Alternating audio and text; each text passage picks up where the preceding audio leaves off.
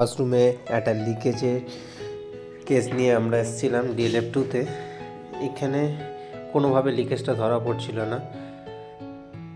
তা এখানে লিকেজটা হচ্ছিল যখন এখানে WC-টা ইউজ হচ্ছে, এটা 9 ফ্লোর, কিন্তু জলটা পড়ছিল ঠিক এর নিচে 8 তলাতে, ঠিক এই বরাবর লিকেজটা হচ্ছিল। এটা কন্টিনিউ হচ্ছিল না, যখনই ওয়াশরুমটা ব্যবহার করা হচ্ছিল তখনই লিকেজটা হচ্ছিল। ফলে আমরা প্রথমে ভেবেছিলাম যে ফ্লাশের পাইপটাতে কোনো রকম প্রবলেম আছে, তো সেই হিসেবে আমরা এগুলো ভাঙি করে আমরা দেখলাম, কিন্তু এটাতে কোনো আমরা কিছু সুরাহা পাইনি। তারপর আমরা আউটলেট পাইপটার দিকে ফলো করলাম, গিয়ে দেখলাম যে এখানে পাইপটা উল্টো ঢালে আছে এবং জলটা এখানে স্টোর হয়ে থাকছে।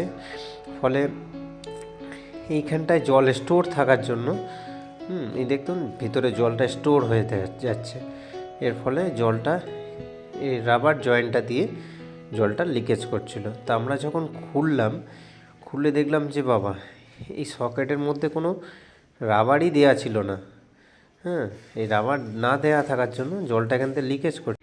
পরে আমরা ফের রাবার গ্যাসকিট দিয়ে ভালো করে অ্যাডিসিড দিয়ে লাইনটাকে সেট করলাম।